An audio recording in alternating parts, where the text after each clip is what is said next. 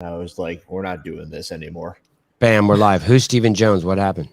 Stephen Jones is actually a guy I know. He's out of Iowa, and I think he's south now. Actually, I'm not sure if he's from Iowa, but he's one of those guys that I know locally who qualified for Atlas Games, had everything set up, and he ended up not being able to make it because his flight got canceled at like the last minute. And he's a med student, and he had a bunch of tests that he couldn't like reschedule or study for.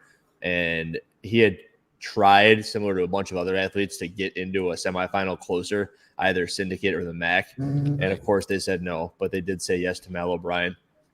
Wait, but why couldn't he make it to Canada? Oh, so he didn't get stuck at the border for like having a DUI or something. No, I think it was issues with like the last minute, his flight getting canceled, and it ended up being too stressful when it wouldn't have been anywhere near as challenging like a lot of the other stories. Just a slightly different spin on it for Stephen. It wasn't like because he looked like Bin Laden. I don't think that was the issue. He looks like me with blonde hair. All right. He looks like Taylor Self with blonde hair. He looks like JR with blonde hair. I woke up. I stayed up so late. Have you ever? I'm embarrassed to say this. It was 9:46 last night, and I'm like, okay, I'm gonna answer as many DMs as I can, and then when the clock turns to 10, I'm just gonna fucking jump into bed. 12:02. Like 2 hours and 16 minutes of answering DMs. How many did you get through? I don't know. What's fucked up is I have so many accounts that like by the time you clear one account and then you go back to the other account, they've started trickling back in again. And you kind of, the people send me good stuff. It's not like people like people. And so it's kind of like important to like, you know what I mean? Like they like, hey, look, Pillar's done porn before and it's a link to it. And I'm like, wow. How did someone sent you that? Yes. I watched it. Yes. Fuck, you're kidding. My wife and I watched it last night. At midnight, yeah? I saw the leggings conversation going on in the comments. It's always funny to me when people are making fun of the guys wearing leggings and then some guy gets on his high horse and he's like, imagine complaining about leggings. And then I want to be like, someone needs to say, imagine complaining about people complaining about leggings. And then I feel like it's like, you know, like when you put a mirror in front of like a camera and it just goes on to infinity. Always. It totally just depends. Like some dudes just wear them because they like them, and that's cool, right? No, Lucas Barker. And I swear to God, he swung those things well. I don't have opinion on it. However you're going to perform best, I think you should do it. Basically, the most important thing to me when I go out is that my underwear is good underwear, so I don't have any fucking unnecessary attention drawn from me to my cock and balls. Like I don't want to wear something that fucks up my cock. I don't want to pay attention to my cock and balls during the day. That was the biggest thing when it came to competing on the team. Yeah. Is that I swear to God, the entire team, there was one individual in particular that was like, what are we going to wear? What are we going to wear? We had a match. It's like, shut the fuck up. We're going to wear whatever gets in the way the least. Or like whatever we're used to wearing. Just choose something for us and we'll wear it. So cock and balls. And then the other thing is I can't have a shirt that's like stuck to my gunt because I hate always doing this. So I just get my muffin can't have my shirt hanging on it. So it's got to be something that it can like hang off my shoulders and past my fucking. That's it. That's all I care about. Other than that, I don't give a shit. JR, do you worry about your cock and balls when you pick your apparel for working out? Of course. No, I think I've worn the same like compression for the past 8 years. Oh, so you do wear leggings. Compression is just like a term for leggings when you're afraid of the word leggings. Shorts with shorts over them. Compression shorts with shorts atop. Oh, so he wears a girdle.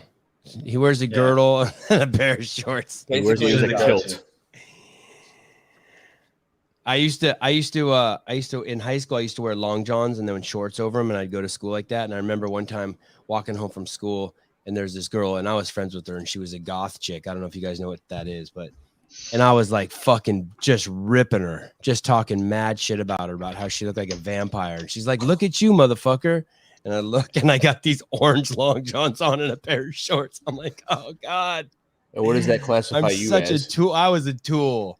She She schooled my shit. I loved her. Michelle Edwards. She was like my girlfriend in the second grade. And then in high school, she was goth. She was fucking cool. You left her because she was goth. No, I don't know what happened. Just second grade's a little early to commit to something long term. Who is this guy? This Matt Fraser, hard work pays off, fucking Greek god looking Joyal, no grips, fuck you to the grips. He doesn't even kip toes to bar. It looks like more like a swim stroke. Who is this guy? Couple of things. Are we seeing innovation, by the way, in those movements? Go ahead, Hiller. Number one, it seemed like he had never been interviewed before, so he's like, hard work pays off. Yeah, I love him. That's kind of the vibe I got. Maybe he's just from the heavens. Maybe he's a titan, and he's half man, half god, and he just came down. Is he a gymnast? Yeah, I just scrolled through his Instagram. There's a picture of him. He was a gymnastics dude, which makes sense as to why he wouldn't be wearing grips. All right. Or maybe he would be wearing them because he's been using them longer than everybody. But the grip strength could have come from his gymnastics days.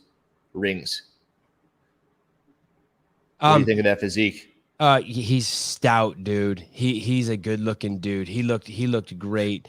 I don't know enough about gymnastics. So you're telling me that real gymnasts don't use grips? That's a sort of a bastardization of gymnastics by CrossFitters? Depending on the event, they do use grips. And actually, the gymnastics grips are a bastardization of the actual gymnast grips. Okay. The ones with like the hooks that keep you on the bar? It's a little wooden dowel. It's okay. Right. Yeah. How do I get my stash to say black? The fuck kind of question is that? So same way I get your mom to come home with me from the bar. It just happens. Okay. Sorry. I'm short today. I'm short every day. Do we like him? What was that? What's that kipping thing he does? That non-kipping thing. He's not swinging. His heels never look like they go behind his midline or whatever that is. Like he's just doing like this stroke like this. Yeah, that's a technique that a lot of people will do if they're trying to do a set really, really fast. You typically don't see people do it for 4 sets of 24 in a workout. Too many? No. That's no, I mean shit. It usually will just fry you to the point where you cannot do them that way anymore. So you're impressed that he did it with 96 toes to bar in totality, and he was able to win the event. Correct. Sure. Yes, it's what they do in the grid league. So when they had to do quick toes to bar in the grid league, you would see people doing that like reverse circle almost. Someone in the comments goes, "It's just a no kipping kip toes to bar. It's not that groundbreaking." I don't know if it's. I wouldn't call that kipping. Would you? It's probably why it's more challenging and more impressive because it does require a little bit more like of your core to do it for rep after rep, which is why it's quicker, which is why people don't do it for as many reps like GR just said. And this is exactly what I was thinking. What Christine said, all core powerful. Can you pull that picture up from him? That is what's unique about his body. Something's going on with his core, right? I mean, that trunk is gymnast shit. Doesn't look that much different than Pat's. Good point. Great point. And same thing, right? We got another gymnast in Pat, little circus monkey. Okay, right. Yeah. Well, good observation. Yep. He does look like Pat. What? How big is this cat? How big is this guy? Do we know his height and his weight? He is 70 inches, 200 pounds. Wow. Okay. So 5'10". So he's a big dude. Yeah, 5'10". Do we know about him, JR? Are we surprised to see him just all of a sudden on the scene? What's the deal? I've never heard of him before tonight. I have. I always see his name at the top of the leaderboards on like these online qualifiers. I think he was just at Lollapalooza, and usually that's where I recall seeing his name. Usually I know the names. Sometimes I don't have faces to put on them. But so he's always been good. How old was he, Caleb? 20? 28. Oh shit, he's old. Okay. Maybe it's not worth knowing too much about him. He won the first event, and I think that we've decided that he passed Pat Vellner in the final seconds there. He won the second event. I think we can agree. We'll go back and circle back and talk about how he passed Pat Vellner there. He did not use the typical kip on the toes to bar. He does hard work pays off. We know that about him. That's Matt Fraser's the greatest male CrossFitter in the history of the planet, if CrossFit Games denotes that. And he's doing his programming. And in his interview, he said he never misses a training day. I don't miss a training day, and I believe him. Oh, and Andrew Hiller knows him because he sees him on leaderboards. But no one picked this guy. Tell me how someone like this slips through the ropes. Is this normal? Is this because we're not doing our job? How does someone like this? He wasn't even anyone's dark horse. He probably slips through the cracks the same way. I can't say that about Jason Hopper though, because he was younger and he was just like coming up. And Nicholas has been around for a long time. And it's very possible these first 2 workouts are good for him. And he's always been on the cusp. So in these qualifiers, I'll always notice that he's in like the top 3 of the qualifier, and then it doesn't connect at the actual event. And that's probably why not many people know his name. And maybe it's possible he's got some wheelhouse workouts here and he'll be on the cusp again. But I figure he'll probably finish 4th or 5th at the end of the weekend. My take. I so wish he was a Ben Bergeron guy. God, that would make the conversation so much more interesting. JR, Hiller's already given this guy a spot to the games. What do you say after 2 events? Well, knowing what we know about the program design for the rest of the weekend, being pretty dense in gymnastics, I don't see someone like him struggling at all with legless comparatively to the field. I can't see him struggling at all upside down. If his midline is this robust, you would think that's a big advantage on the workout with 100 GHDs. And even if he does take like a bottom 15 on the lift, based on what we've seen so far, we don't know if he has other holes. I wouldn't think it's very far-fetched at all to say he would stay in the top 10. But, we had Gabby McClellan that everyone was like, who is this girl? And then after day 2, she was still in the lead in number 1. And then the last day came around and she ended up falling out of the top 5. So we should probably still reserve right to make that call. Beaver, can you pull up his Instagram again? Let's see if we can see him lift. Like, what if he's not strong? What if he's got what if he's going to have a 245 complex? Does he look that strong to you? He looks strong as shit to me. I'm just saying, maybe there's going to be, I think he's got a 600-pound deadlift. Oh my goodness. Oh my goodness. 495 by 10. Hey, and he's not even touching going. He's drawn from a dead standstill each time. He's doing it the real way. And those socks got to be reducing his T count. I don't think so. My goodness. You're saying he'd be stronger with different socks. He's got 600 for 1. Let's see. We're looking at Nicholas Joyal. He cannot say pop and forget the smoke. How did we know that that's 600? How do we know that's 600? I don't think that is his 600 because there's another lift that it says 600 on it. I can't believe the 495 by 10.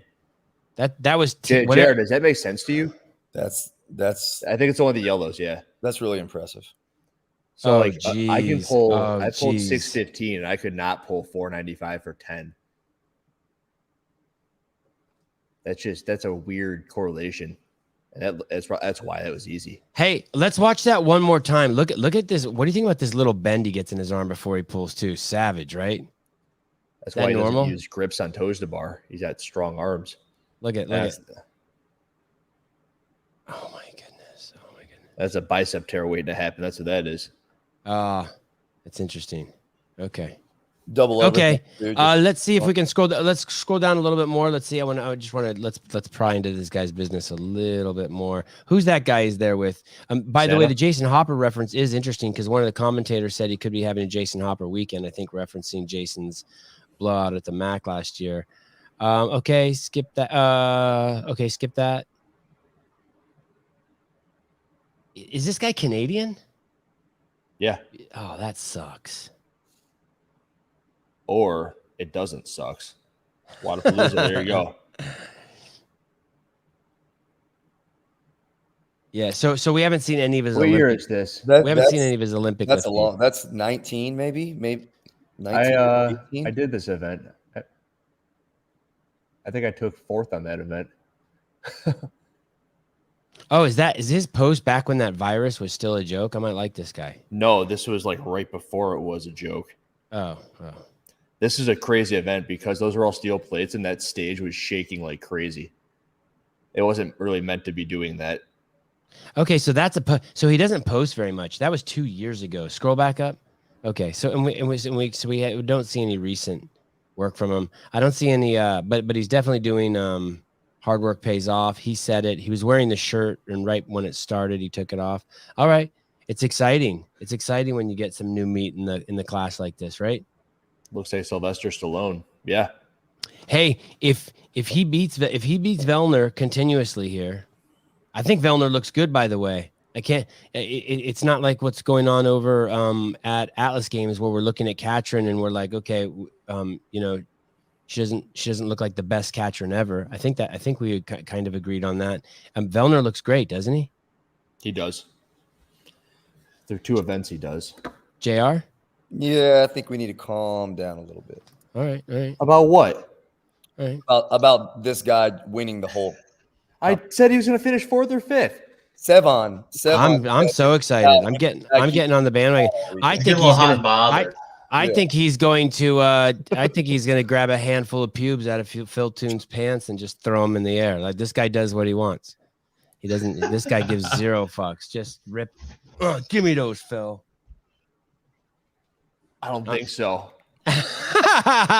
Yes. That's not how I feel about that. That's how I feel about Joyal. He just can rip out a handful of pubes. He's the new man. You think Joyal's going to go up to Medeiros and cut the mullet off and take his spot at the podium? No one's doing anything. Medeiros' feet don't touch the ground. Okay, can I see the leaderboard? I want. Let's talk about Jack Farlow. The young man had an incredible first event, and now he struggled on that second event. What's crazy is, did you see how much he had left in the tank at the end there? He was flying with the bag. Is that just bad calculations on his part? Sounds like maybe just a grip limitation. Okay. Good call. And is the grip all? Is that bag doing any fatigue on the grip, or it's all the toes to bar? Well, both. 20 years old. I think that like at that age and his size with his strength, grip is something that, I mean, you've probably heard of old man strength, right? And one of the biggest things is like their ability to like hold on to or squeeze or just use their arms in general. And I think there definitely is a correlation between age, your like sporting history, and your forearm strength. And it's very possible, like you said, he looked like he had something left. And what JR said is his forearms were shot. So like every bit of him could go, but he couldn't hang on to the thing needed to go on this in this event. And when you do the sandbag clean, it's an incredible amount of forearm strength too. It's a lot of people don't put that together, which is probably why the event was so cool in the first place. Excited to see Jack Farlow hit the complex, 20 years old with 400-pound clean. So you think the jerk's going to be his limitation? JR? I don't know if he has any limitation at all. I would say no based on, I mean, it's very different with the parallel handstand push-up, but it is a very high demand, tricep intensive, shoulder intensive movement for 45 reps. It does take into account a little bit more his body weight versus the external load, but I wouldn't think that if he did that well on that workout, he's going to have a shaky jerk. But I don't know. You think it's going to be shaky based off that workout? I think it's not going to be shaky based on how he did. Okay, you're saying you can't. Yeah, I was going to agree. You can't tie the two together. Yeah. No, Hiller didn't say I have old man strength. I never had. But you do, right? No, I never had a growth spurt. I never had old man strength. My fucking life got. My parents fucking jipped me on both that. I don't have that in my gene pool. Sorry. They can't take old man strength from you. Look at they you. Did. Strict ring muscle ups. I didn't have a growth spurt either. I just like grew an inch every year until I was like 16 and stopped. Sucked. Did they have Malibu Grand Prix where you at where you could drive those go-karts? No. But you had to be 4'4".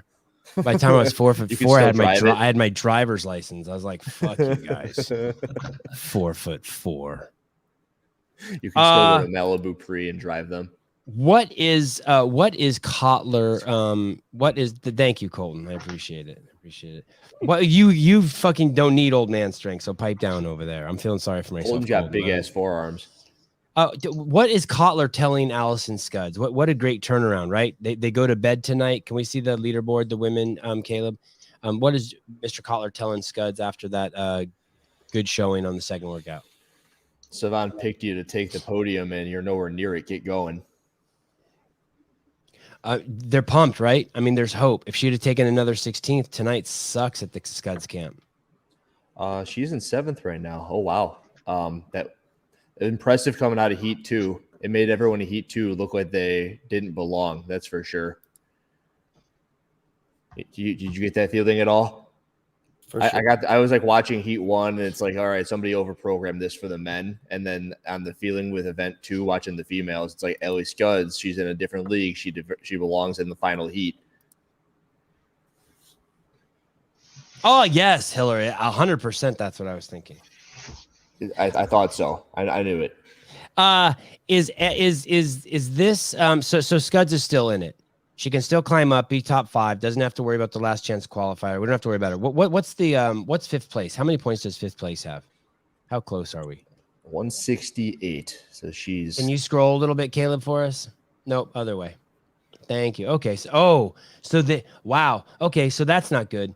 They're already pulling away. The top 5 are already pulling away. Scuds cannot let any more come space. on. Hey, dude, that's a lot of that's 20, 30 points after 2 events. Yeah, but the workouts tomorrow, the first one starts with 30 muscle ups, and then you got the barbell complex, which we know usually catapults people or it kind of starts their descend on the leaderboard.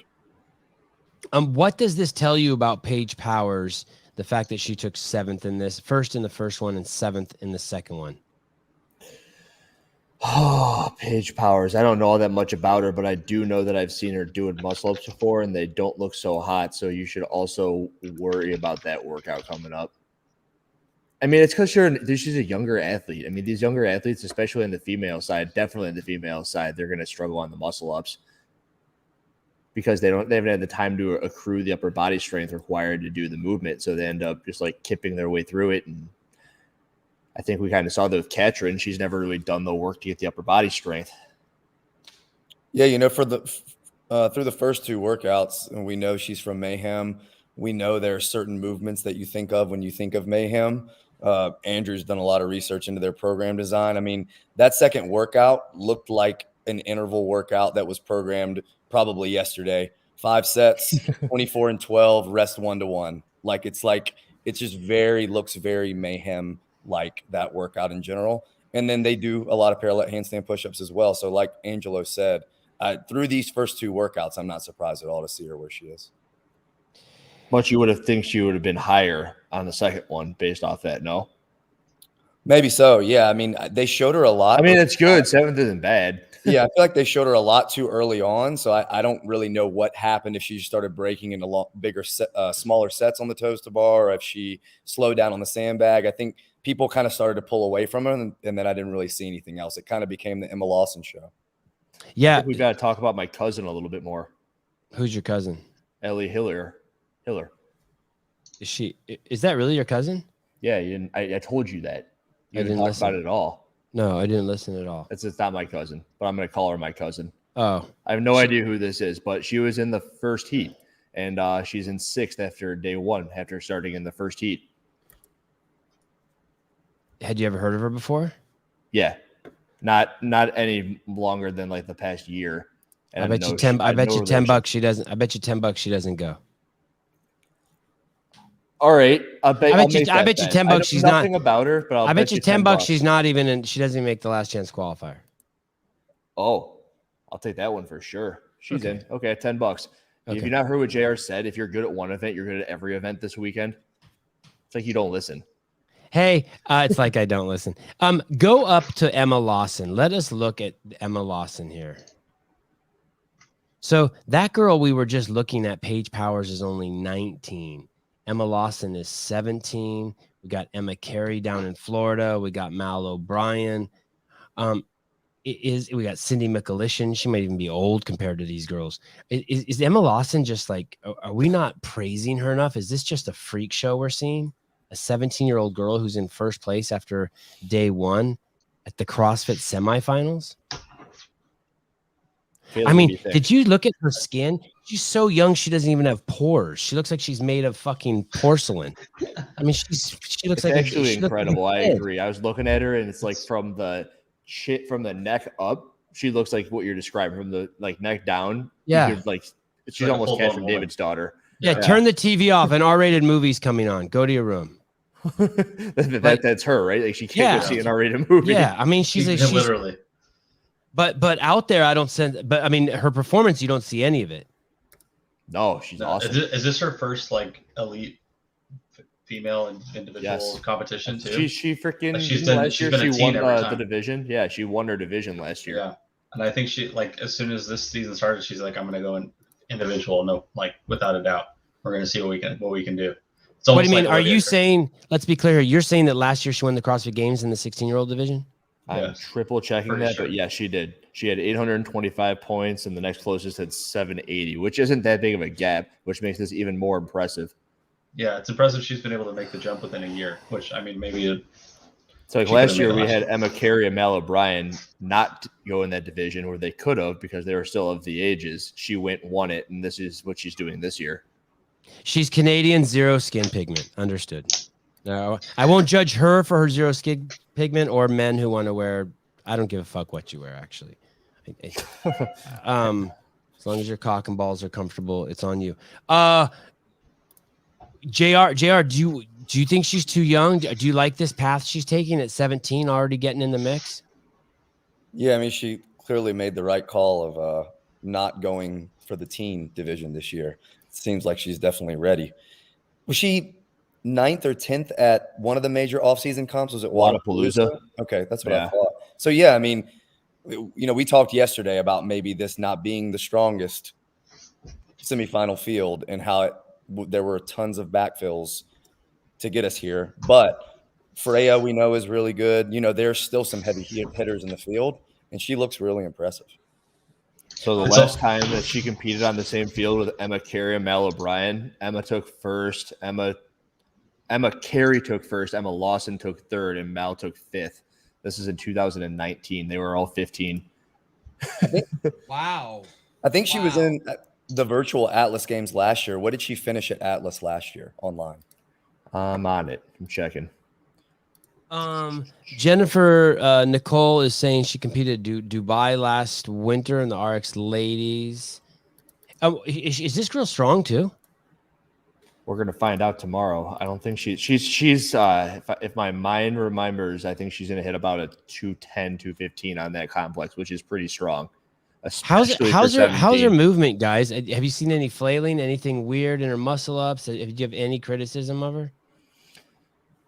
Absolutely nothing. Not so far. It looks awesome. Looks about as good as it can get. Especially the parallel handstand push-ups for her looked awesome. She was able to hang on to pretty large sets on that.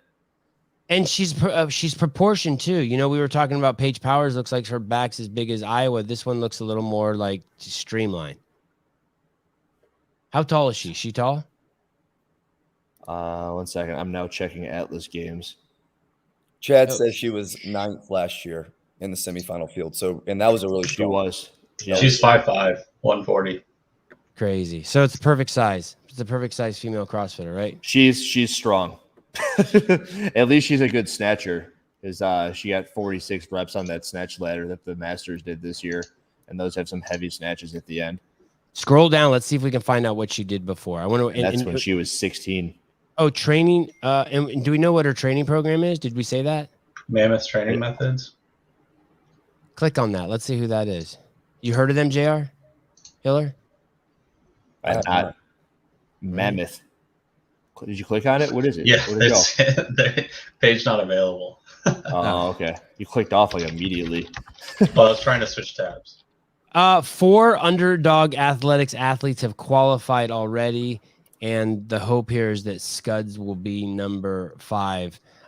Man, that's the real deal over there. I feel like Kotler has like is like the Metallica. Like it's this really, it's the Motley Crue, it's the. What are you trying to get at? It's quite the mix. I mean, I think that each of the camps I feel have their own. I mean, you have this. When I think of Ben Bergeron, I think of like these people who shower 3 times a day, like Cole Sager, Chandler Smith, and Katrin. They just and Amanda Barnhart. They all like have this cleanliness to them.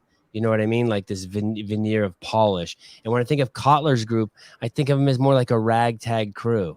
Like they're the orphans. They're the fighters. Like they all those people have a pocket knife in their bag and get stopped at the airport. You know what I mean? They have cigarettes still in their bag from when they used to smoke. Like that's how I think of Kotler's crew. No? I needed to disconnect from Emma Lawson for a minute because then you were saying we're talking about the other crew, the Daniel Brandons, there's a different vibe that Scuds of the world. Okay. Yeah, there's that camp over there has a it just feels like there's a more of a Street Fighter grit to it. Very punk rock. Yeah. I agree. I 100% know what you mean. They're all pretty badass. Yeah. Or maybe you've tried everything else and that's the last place you fit in. Maybe that they just know that's where they want to go. That's kind of what I was saying about Kotler last time he was on the show. He got off, and I'm like, God, how can anybody not want to work with that guy? And it's almost like they're cool kids. Yeah. And I guess that could be a Metallica of what, the 90s?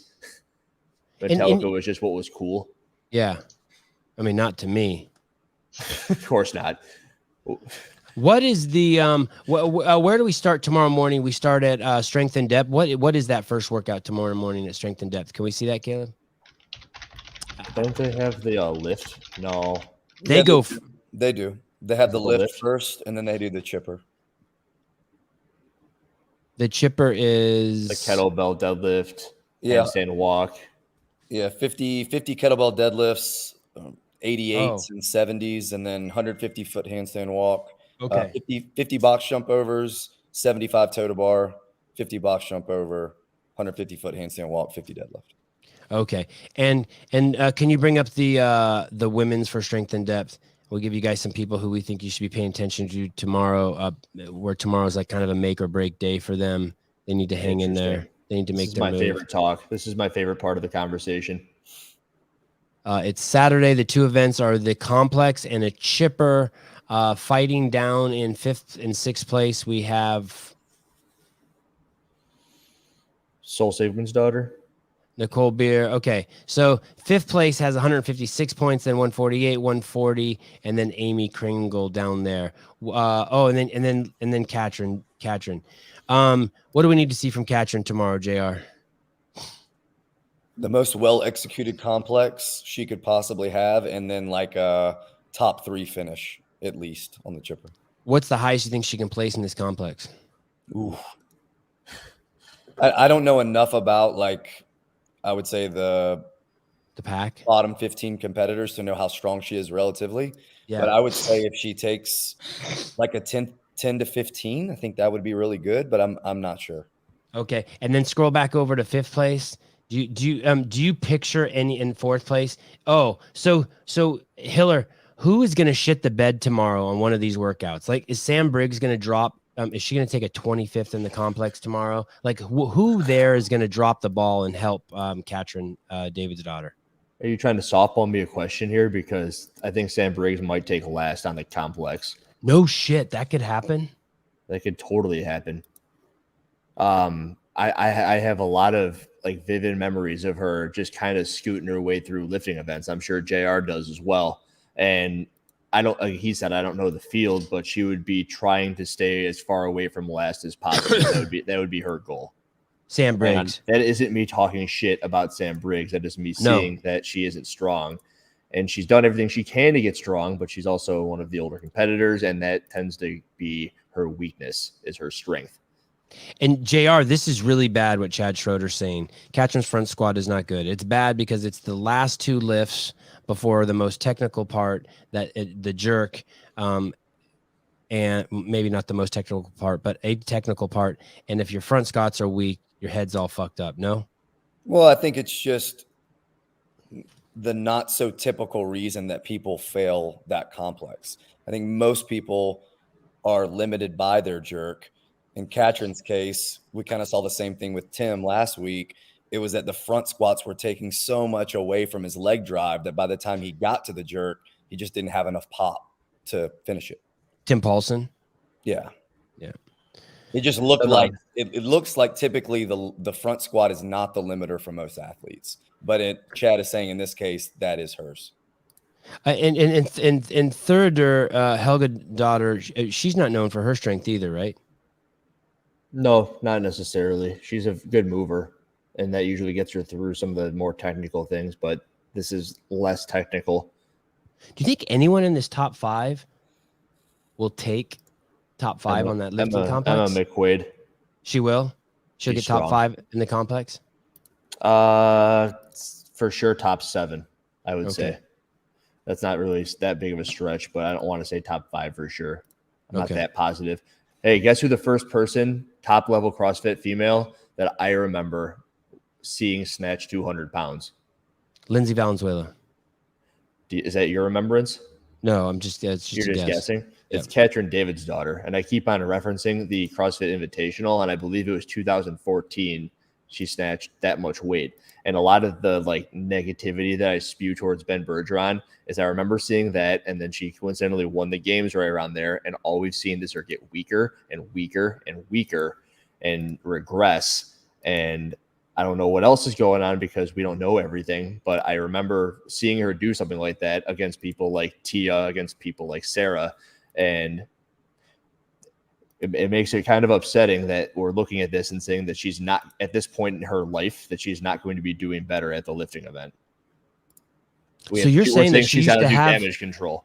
You're saying that there used to be events where she set herself away from the pack, and now she's not. She has not. There's not been innovation, evolution, growth. I'm saying that people like Rich Froning in the sport, he evolves. Like he could go and he could compete with the Justin Medeiros of the world, and like many people could argue that maybe he couldn't.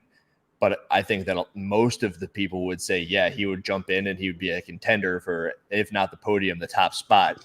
And he's been doing it longer, arguably even more than Katrin has to the outside eye looking in. And then we've got Katrin, who is in the top percenter, like the elite of the elite, doing things like snatching that much. And now she can't do anything near that. I think, what did she snatch at the games last year, JR? Do you know, was it like 185 on that ladder? And it was close. Yeah, that sounds right. Like 185, 190. I think this is one of the occasions that we can definitely say the programming does matter for athletes. If this workout was just a snatch or a snatch complex, we wouldn't be having this conversation about Katrin comparatively to the field. And I also need to add in that, yeah, the snatch and the clean don't totally line up, but it's just like a requisite strength. Here we go. 202, 16. Okay. Wow, good memory, Hiller. That's heavy as shit. And she won in 15 and 16. Is that right? Or she won in 14 and 15? 15, 16. Camille won in 14. So this is right in between that. Is that her second attempt in the same window? Yes. Jesus. See? Yeah, that's no fucking joke. That's the year she won. Wow. JR, why did you say that if it was a snatch, we wouldn't be having this conversation? Because the front squat, because of what Schroeder said about the front squat? She's a really good snatcher, and snatching is almost never limited by your leg strength. Okay. I did try to say that too. Thank you. You probably did. I'm just slow. I'm slow. I tried to safety net myself with everyone who's going to go. They don't fucking matter. Like, all right. Let's do the same thing with the boys, Mr. Beaver. Can we go over and look at the boys and decide who were so anyways, let me sum up the girls here real quick. Tomorrow is an important day. They do have a chance. It's not like the people in front of Katrin are the world's greatest lifters, and it is a chipper and she could do good in it, but it's going to be up to her. But those people aren't going to be outside of Emma McQuaid. Those people aren't dominant in the lifting event. So she does, and she has Sam up there, which is a gift. Sam's in 4th. And if Sam takes last place, that'll let everyone else move up a little bit. Correct? You got a nail on the head. Okay, let's look at the boys. Jacqueline Dahlstrom, is she strong? Do we know? JR? That's what we need Brian for. Fuck. I don't know enough about her strength. Okay, boys. Comp Train is taking a hit this year. Scroll down a little bit. Let's look who's in 5th, 6th, and 7th. Oh, so we have Ludwig. So we have a straight war here. Okay, is there any doubt that Yana Koski is going to the CrossFit Games? I would say no doubt at all. JR? Agreed. And do you think he could still climb up and even take first? 5-minute friend. Let's go. Hey, is Jacqueline Dahlstrom? What's Jacqueline Dahlstrom going to hit on that snatch or the clean complex? Sorry, you're asking me.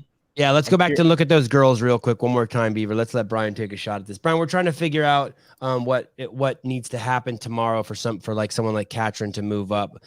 and we're wondering if Jacqueline Dahlstrom's gonna is strong.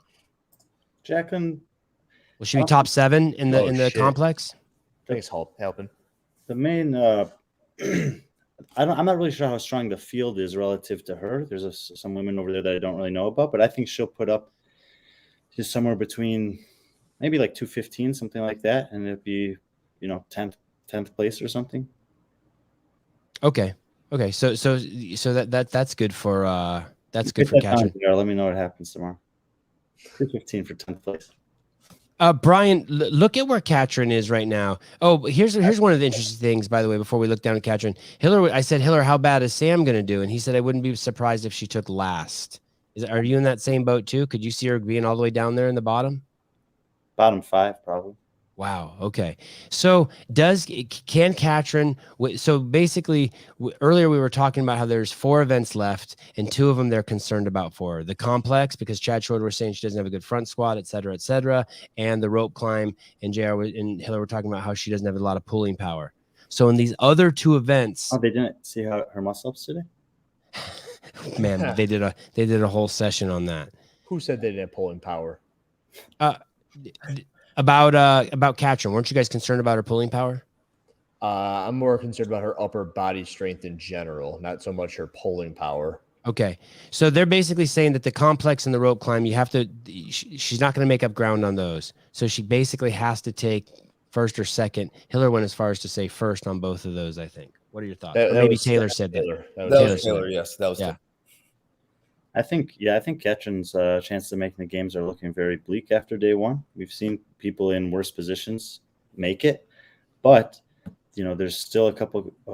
Most of the people that were in worse positions, that when we looked forward, we were able to say that the worst is behind them, and I'm not sure if we can say that about Katrin or not. There's, I think I talked about it coming into the week. There's 2, maybe 3 workouts here that are big question marks for her, and if so far there's been some women that are less well known that have had pretty good performances, and if they keep stealing more and more points, then there's not going to be anything she can do to get back in it. Nick Joyal. It's weird to about him. It's weird to see you at home. I keep thinking, I'm like, wow, you took your painting with you to the Atlas games. Man, I'm kind of sad I'm not there, just because. Oh, yeah. Pull up Nick Joyel's Instagram account again. Brian, so we got this guy. He's a HWPO guy. He didn't kip the toes to bar. He used some swimming technique. He doesn't use grips. He's got a 495-pound deadlift for 10. He's got a 600-pound deadlift. He worked out with his shirt off, and he doesn't miss a day of training. And he looks like he's part, he looks like a Greek god. He looks like he's part Prometheus. Who is this guy? And he's got this, as JR pointed out, he's got this rotund upper body like Vellner. What do we know about him? Are we surprised? How did this guy slip through the cracks? No, it's not that he slipped through the cracks. So the last time that I saw him compete live competition was Wadapalooza 2020. He took 7th place there. He had several top 10 finishes, and I think even maybe a 2nd and a 4th place finish on a couple workouts. And the workouts he did best on were generally the more traditional CrossFit style workouts, couplets and triplets and chippers and stuff like that. So a semifinal weekend should be pretty good for him. The thing is, I haven't seen him in 2 years. Last year he did the online semifinal, finished 14th, and I don't really have any I don't know what to say about how people did on the online semifinal last year, when they're finishing middle of the pack. And but that thing that he mentioned about being able to string together consistent and healthy training over a long period of time, when someone who was relatively competitive in a pretty good Wadapalooza field a couple of years ago, if you add 2 years of good training to that without a lot of distractions, this is maybe the product that you get. Do we know who his training partners are? Trains by himself. He's Canadian. He's Canadian. I think he's 31 or 2 years old now. He's been in the mix with a lot of these guys for a few years. Maybe he's a little younger than that. 28, I think. Okay, I was confusing him with Tyler Lee, another guy who's. But 28's still old. But they've been no, but he's been in competitive competitions with him in Canada over the last 5 or 6 years. I think it's just that we haven't seen him on a stage like this do something like what he did today, which was incredibly impressive. Okay, so Mr. JR, the owl Howell, came out of his tree and said, poked his head out from the little hole in the tree and said, "Sevan, calm down, calm down." He thinks I'm getting too excited about this guy's potential. No, And I was telling you maybe getting a little too prematurely excited about him beating Pat. You're week. still an owl. I still think you're an owl. Yeah, exactly. That is what Mr. Owl Howell said. He said a WAD zombie sticker in right now. just a JR sitting in a with some little owl legs sitting in a little tree, little hole. Big eyes and not smiling. Yeah, he's telling me to settle down. I want to get excited about something. I want to get it, and he's telling me to settle down. Tell him he's wrong, Brian. Tell him he's telling. This is what I said. I said, listen, Pat's having a great weekend. This has nothing to do with Pat's skills decreasing. Pat's a stud. We're seeing a stellar performance. We're just seeing a fucking great creature fucking pop up on the scene. JR's telling me to do a lap around the field and settle down. Put some ice on my back. Who's more likely to push Justin Medeiros this year? Nicholas Joyal? You asshole, Hiller. Or Phil Toon? Oh, I said he could reach over and grab a handful of Phil Toon's pubes and just rip them out, and Phil Toon couldn't do shit to him. Just look him right in the eye and just be like, what? That's how good I think this kid is. I got to know what Brian thinks. That's how we're going to see how good Joyal is right now. Yeah. How good is he, Brian? Well, I think we're going to find out tomorrow because the workouts. No. I want to know now. I haven't seen enough from this guy yet. And the workouts tomorrow at the Dallas games, I mean, obviously he has to lift, and that'll answer some questions. I think he'll do fine on that. But this workout that has 30 ring muscles, it's just a sprint chipper in theory, but you have to manage it well. 30 ring muscle ups, 25 burpee get overs, and then 15 squat snatches. Like, I want to see how he does on that when the barbell cycling after the high volume ring muscle ups. Caleb, can you bring that workout up? It's Atlas Games workout 3. Hey, yeah, that's a great I'd lead say that it's incredibly likely that he's going to be on Pat Vellner will be in first after that event. Okay, yeah, something else to add to that. So we were looking at, what competitions has he done and how has he done in them? Well, last year, the online competition for semifinals, strength workout was the snatch ladder workout that they repeated for the age groups this year. He finished 25th in that, got 37 reps, the one that ended at 45. But Mr. Joyal does not have to snatch heavy this weekend. He does have to perform 15 snatches at 205, I think. So, there it is. So unless those 15 snatches, slow him down, one of his other lower finishes in the qualifier last year was the long workout with like 3K of rowing, like 15 legless rope climbs and a lot of handstand walk. He was 13th. And then I'm pretty sure that Gretel was the last workout there, and he was 14th. So, I mean, he had pretty solid finishes otherwise. But that heavy snatch was the only one, and he doesn't have to do that this weekend. And JR Vellner's going to eat this one for lunch, right? This is like written Vellner's name all over it, right? The 30 ring muscle ups, 25 burpees over the box, and the 15 squat snatches. This is a joke for him. I think anything similar to Brent, who gets all the love for chippers, Pat is just as good at any style of chipper. And I think he's going to know exactly how to break this up. I was actually talking to him a few days ago, and he did mention that this is kind of like an event, a workout, excuse me, Brian, that was recycled from a couple years ago where they didn't have this competition. And I think it was like 5 snatches, 15 burpee box jump overs, muscle ups in the middle, and then back down. So it's almost like an iteration of that workout that they brought back. All right. So we got to wait until after tomorrow to see if he's any better than Phil Toon. Okay. So, I'm convinced. Tomorrow's going to be a great day. Guys, tomorrow you had Atlas Games event number 3.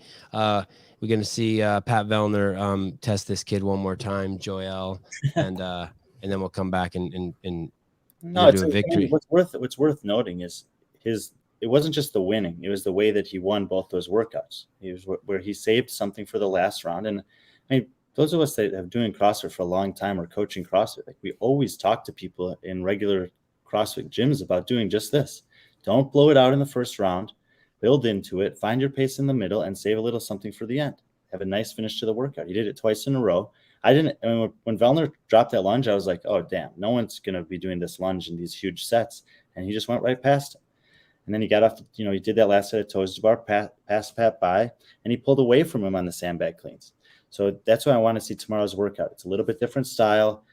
The time domain looks similar. It might be a little bit faster for some of the guys than today. We'll see. And if he's able to manage that one in a similar way, then we're talking about 3 really difficult workouts with great execution, back to back to back, and then I'll say, yeah, this it might be the real deal. All right. Sevan. Caleb, can we go back over to strength and depth?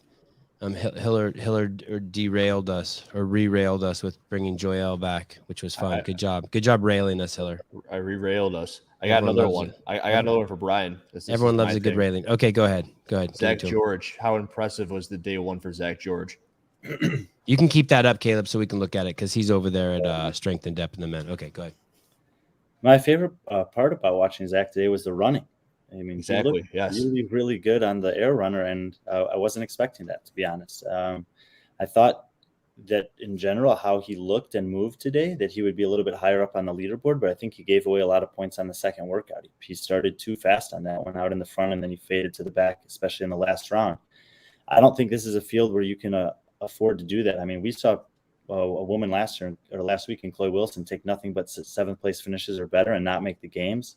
And 8th and 13th is pretty good. I thought he looked really good in terms of his movement quality, and he just looks healthier all around than I've seen him in the past. But I don't know if these performances are good enough on those 2 workouts. So I do look forward to the lift for sure. And then that final event, I think that he's going to make a push for 5th with those 2 workouts.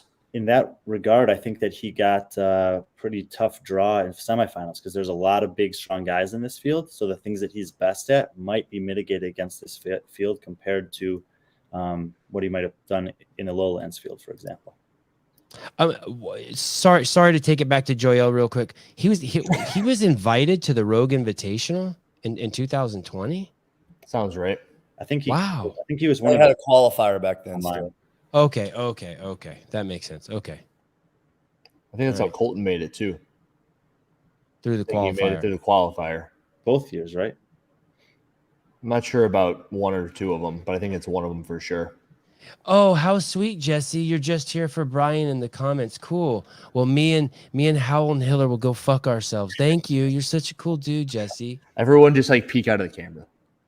Honey, just Brian. When this show's over, I want to get a new avatar and take a picture in front of the minivan with my arms crossed. It's such a cool photo. Jesse Hartel uses it as his avatar picture. Can I do that for mine? Okay. I love you. I'll be over there in a few minutes. Sorry.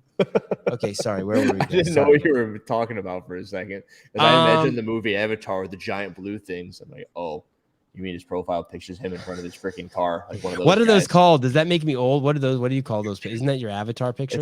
Yes. It's just a freaking profile picture. Profile picture. Sevan, remember that one guy we found from Asia that did the same pose in front of his Jeep? Oh, yeah. We had him we talked about him and we had the wrong guy's Instagram account for 20 minutes. I couldn't find that guy again if I tried. Smile, make you famous. Let's go back up to the top of the men here. Brian, what we were doing here is we were wondering in general, who there's 5 guys here who get to go to the CrossFit Games, right? What do they need to do to stay in, and what do the people below them need to get in? And we were just looking at 1 or 2 people so that people can kind of be excited tomorrow and see who they should be watching. Go ahead, Hiller. Jonakowski, how's he going to do? Yeah, exactly. Jonakowski's in 7th, Brian. Is that too easy? Is that not fun because he's guaranteed to go? Should we pick someone else? I agree with what Hiller said when I first came on. Yeah, I don't think Koski's too worried about being in 7th right now. Okay. Yeah, but his overhead, isn't that an issue? Didn't he have a shoulder injury on that jerk? And then coming into this weekend, those were the big questions surrounding Koski and also Willie George. How well have they recovered from whatever surgeries they had on the last month or a year or so? But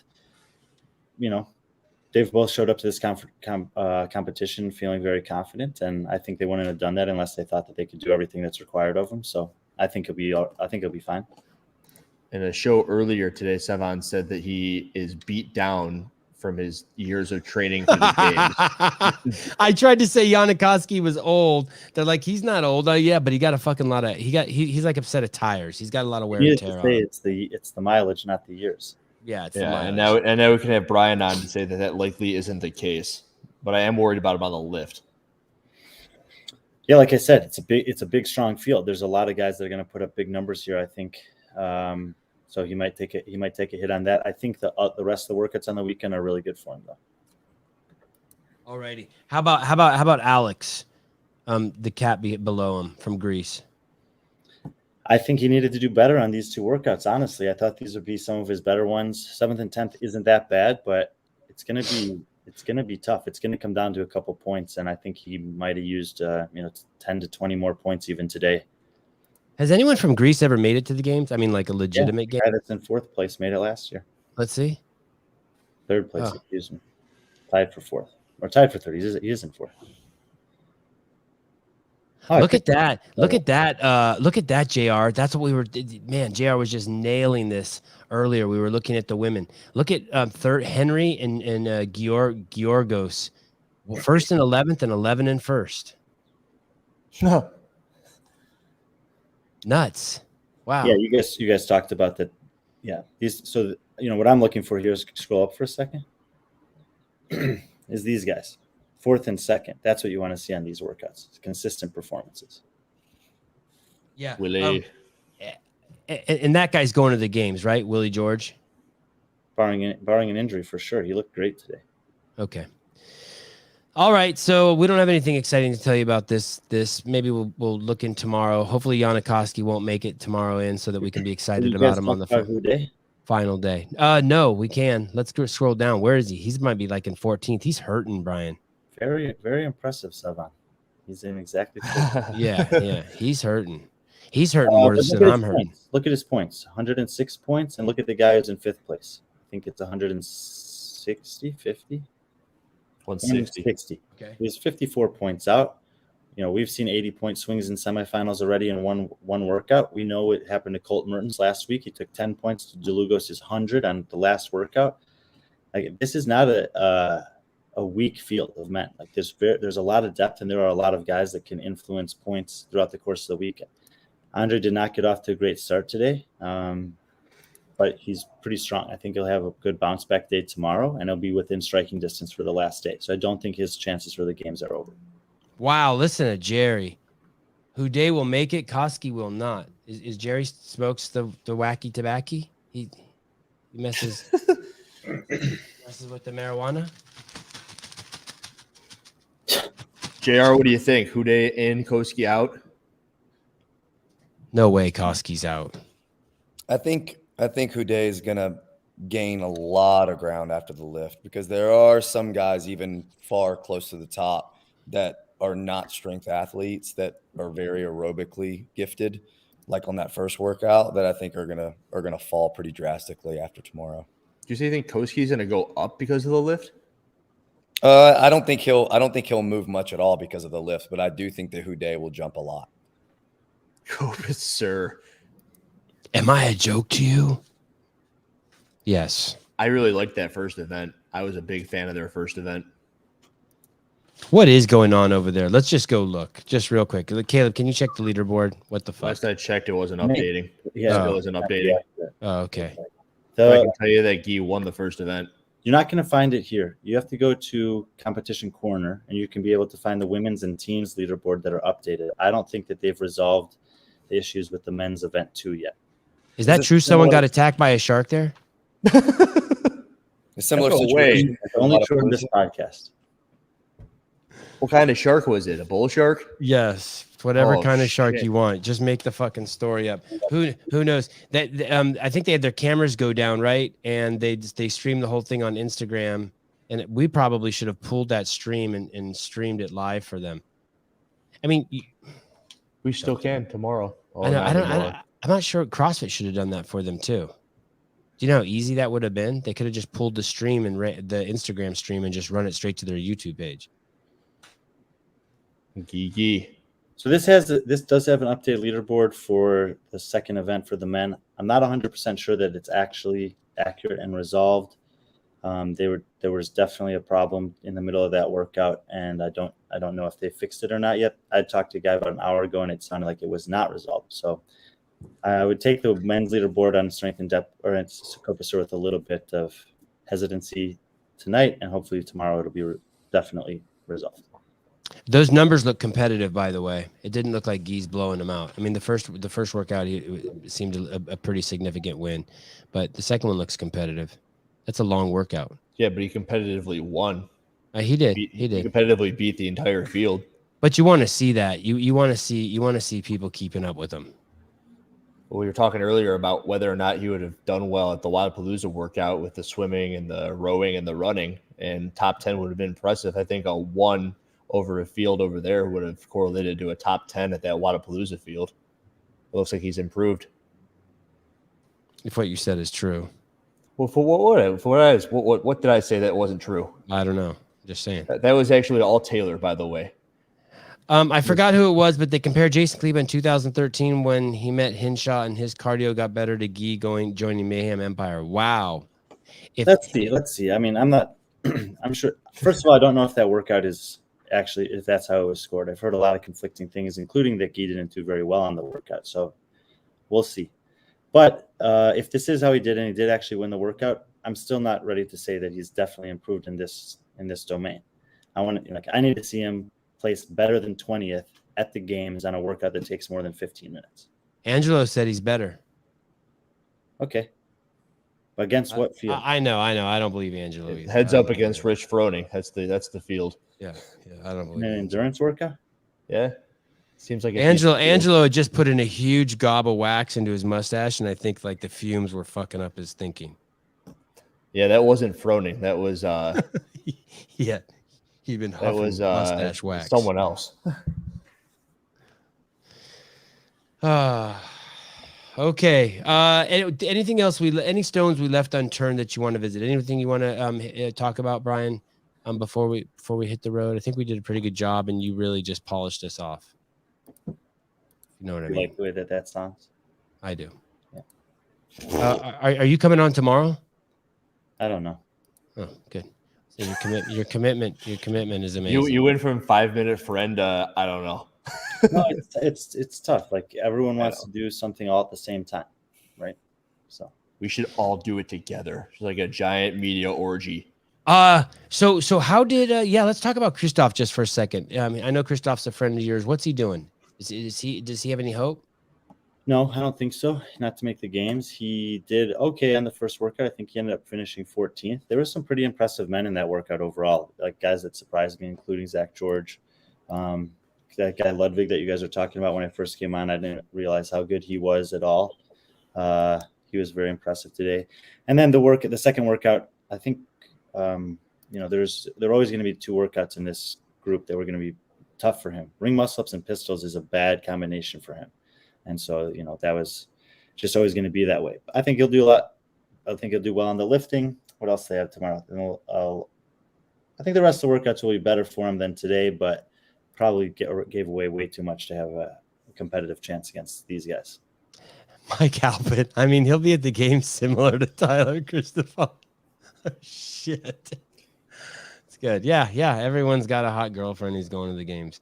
What's Brian's thoughts on Katrin? We already hit that up. Yes, he is related. Did Brian say whether or not she was going to make it? He said it's going to be tough for her. He said he was concerned about her. I don't think she's going to make it at this point. No. It doesn't look favorable. That's for damn sure. Took a lot of heat for ranking her 4th. Everyone thought she should be higher. And then I'm over in the comments after her first event going, she's going to win the whole thing. Okay, guys, I'm going to sum this up for you real quick. Go to the men in who is this? Where are we? Strength and depth. Let me see the list. Is this strength and depth here? Scroll back up to like 5 or 6. So tomorrow, what you want to watch here is you want to watch Zach George just because he's beautiful and he's doing better than we thought, and he's a big man and he's a good mover, and it would be fun if he made it. He is Great Britain's national champ from a couple of years ago. We got Old Faithful Janikowski in 7th. He's an amazing athlete in his young days. People thought that he probably could even win the CrossFit Games, but he's had some injuries, and he might be someone you want to watch tomorrow for some excitement and some drama, and see if he pulls through. Anyone else here you guys want to suggest to watch? Oh, and Houdet. We're hoping that Houdet makes big moves tomorrow on the lifts and makes some big jumps. And he's a former CrossFit Games athlete, and that's another guy. He's currently sitting in 14th. Brian pointed out that he's only 60 points out of 5th, which does make it an exciting journey for him back, and we've seen much bigger jumps. If you guys don't have anything here, let's switch over to the women. Money. Good job. The women here, the it's just like what Brian said, with the girls at the top, and what Tommy and Patrick and they were saying over at the Morning Chalk Up earlier. Emma McQuaid, Jacqueline Dahlstrom, Helga's daughter, Sam Briggs. But tomorrow is going to be interesting for Sam Briggs because she has that lifting event, and it could be she could be all the way down at the bottom of the pack. And if she does do that, if for some reason she does take last and she also qualifies to the games, that'll be a remarkable journey. I mean, that'll really knock her down quite a bit. Could she take last, you guys, and still go to the games? JR? With how good she could potentially do with the other three, yes. Wow.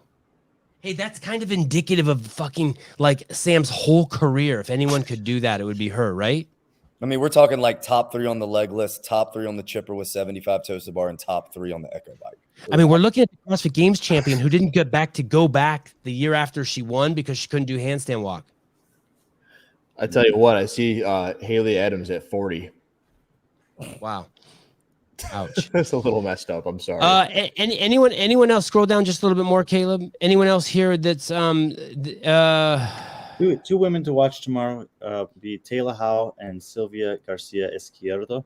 Both are pretty strong, so they could probably move up the leaderboard after the morning event. And then Sylvia actually really impressed me today. She did a little bit. I know the performances don't look great at a 13th and a 10th compared to some of the women ahead of her, but she'll probably be in the top 5 on the lifting. And the final event also, I think she'll do really well on. So she looked better on the cardio than I thought today.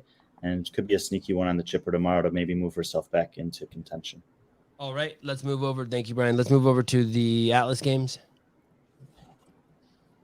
As far as Copa de Sur, don't worry. There's nothing to watch over there. It's like the moon landing. It never happened. Somebody was trying to point out that there was someone cheating on the swim event, and I went and I checked it out, and it was literally just one of the spotters. Like people just don't know what they're talking about. No, it's one of the freaking people on their paddle boards, and look a the big bit. Story here is Nicholas Joyal, who JR had never ever heard of. The Owl had never heard of, and Andrew Hiller claims he had, and Brian proved he had. And then we also have Patrick Vellner, Jeffrey Adler, Alexander Caron. We have the usual suspects in the top 4. Tomorrow's going to be a very interesting day. We will be scrutinizing Joyal very closely to see if he's the real deal. Brian did point out that he passed Patrick Vellner in the final minute of both of those workouts, and he's keeping things interesting, and he's showing us he's got a high fight IQ also. Can you scroll down a little bit, Caleb? Also, Tyler Lee, I have no fucking clue who that is. But Alex Vigneault. Tyler Lee was 8th place in the East Regional in 2018. So he's been he's old school. These before, but he hasn't competed. He didn't compete in any sanctionals. I couldn't find any record of him on a team from the second year or as an individual in either year. So I haven't seen him in a while. Wasn't at semifinals last year, but he has been around. So he's not a stranger to competition. But I wasn't expecting him to be this good on these difficult workouts. Did you see Justin Bieber today? Where did you see him? Did you see what happened to him? No. What? Do you know what happened to him, Brian? If it wasn't disc golf or CrossFit, I don't know about it. Yeah, well, you guys should go look it up. Start talking about it in the comments. Now. Hey, same thing that happened to his chick. I've got a bold prediction. I have no idea what it was. Can you pull up that leaderboard again? Wow, JR is going to go big here. So I only have 6 people, which is going to make this very difficult to pull off. Okay. But I think it's possible that this could be the first semifinal we have that someone doesn't finish outside of the top 10 on all 6 workouts and does not qualify for the games.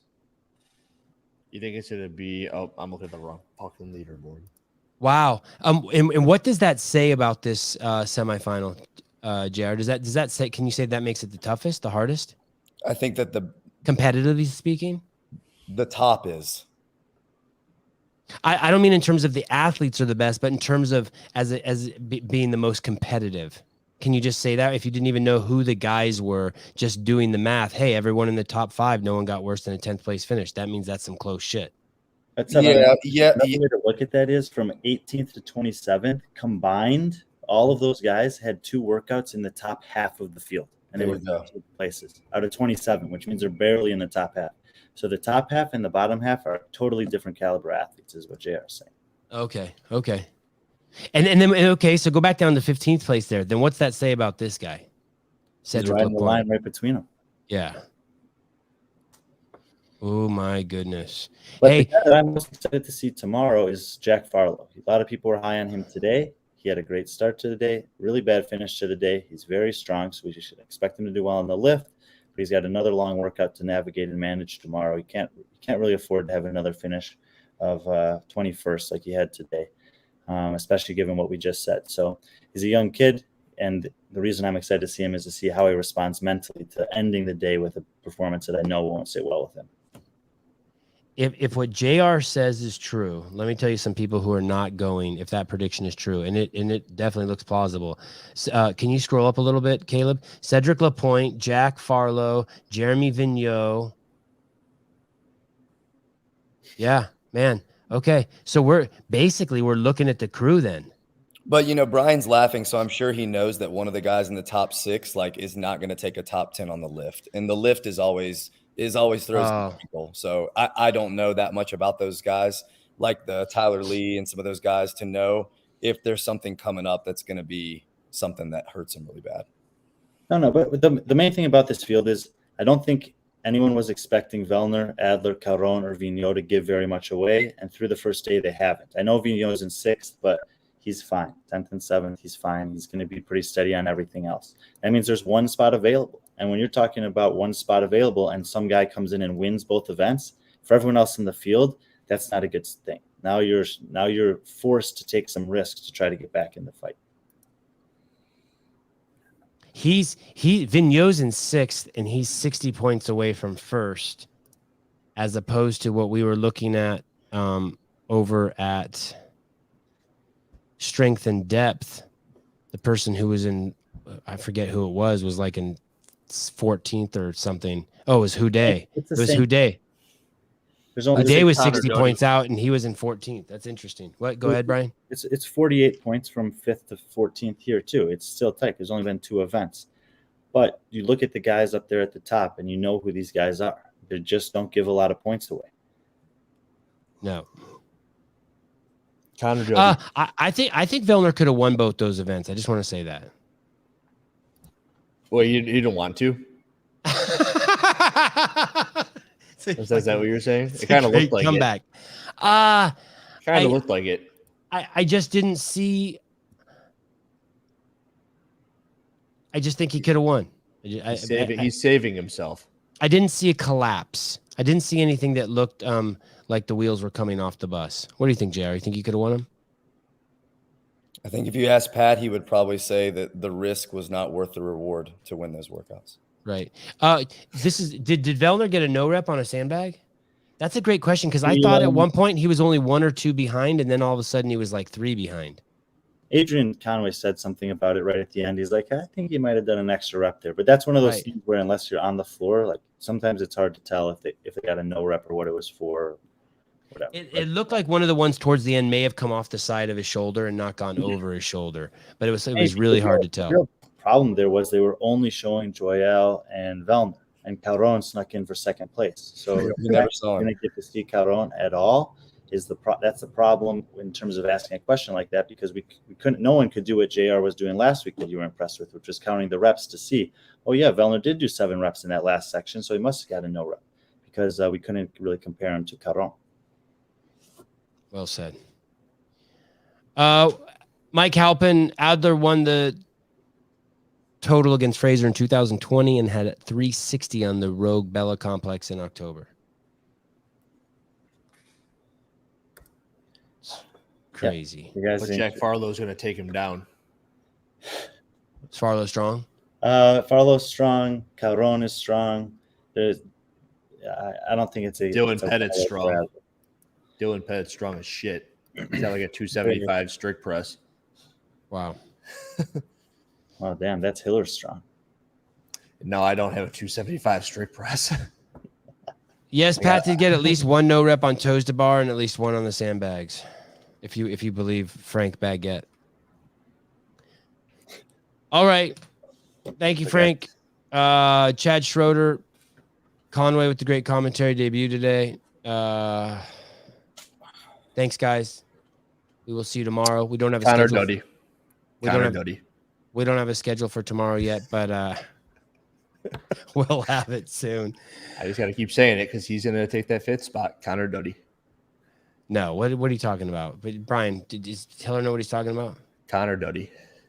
Connor's he's a sneaky guy. So he sometimes does pretty poorly in events that he enters into, but other times he's lurking up a little bit higher on the leaderboard than you'd expect. I think that he's a threat for last chance qualifier. I don't think he can make the games. JR.